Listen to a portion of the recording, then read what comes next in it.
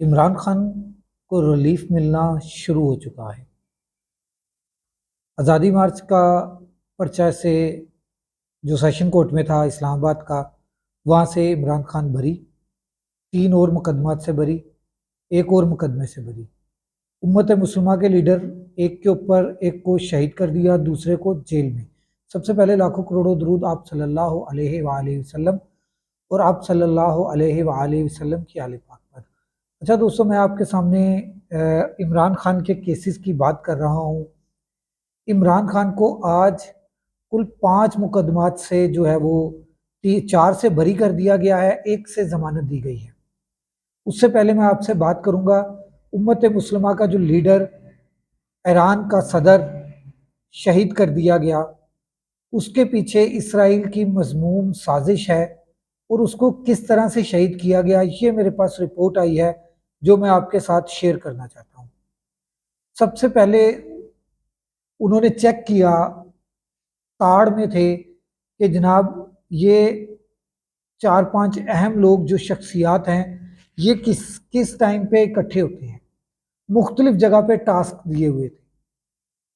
اب 4 اہم شخصیات جو ہیں وہ اکٹھی ہو گئیں، وزیر خارجہ، گورنر صاحب اور صوبے کے امام صاحب اور صدر صاحب، یہ چاروں لوگ ایک ہی جہاز میں بیٹھے ہوئے تھے۔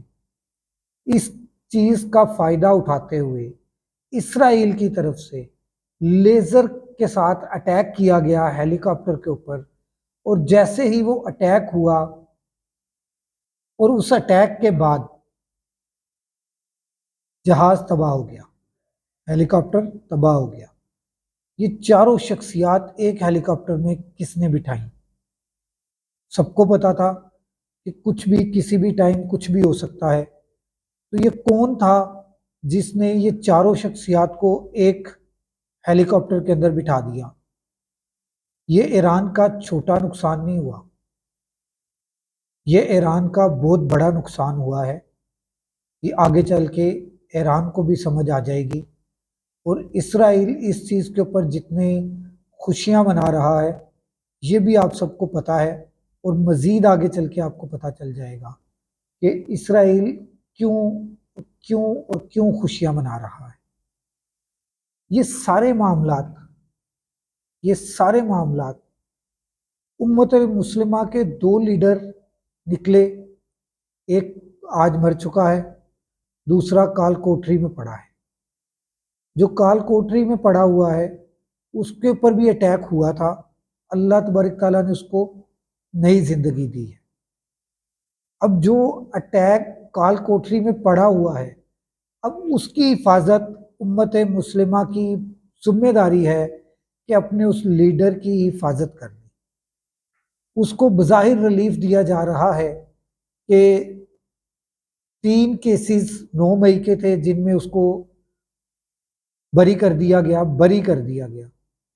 اس کے متعلق کوئی شواہد نہیں ملے کہ یہ 9 مئی میں ملوث ہے یا 9 مئی میں اس نے عمران خان نے کچھ ایسی حرکتیں کی ہیں جو کہ قانون کی گرفت میں آتی ہوں۔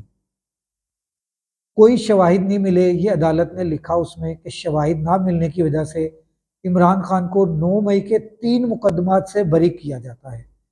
آزادی مارچ کا جو مقدمہ تھا اسلام آباد کے تھانے کا، اس میں بھی شواہد نہ ملنے کی بنا پہ عمران خان کو بری کر دیا گیا۔ 190 ملین پاؤنڈ کے کیس میں عمران خان کو ضمانت ملی ہے، اور وہ ضمانت جو ہے وہ آپ کو پتہ ہے کہ کس طرح سے ملتی ہے، کتنی مشکل تھی، کتنے معاملات اس میں ہوئے ہیں۔ اس ٹائم اگر ججز نے ملک پاکستان کے متعلق سوچ لیا اور قانون اور انصاف کے تقاضے پورے کرتے ہوئے ہر کیس کو سنا، ہر کیس کو سننے کے ساتھ عمران خان ہر کیس سے بری ہوتا جائے گا، ضمانتوں کی ضرورت نہیں پڑے گی، ہر کیس سے عمران خان بری ہوتا جائے گا۔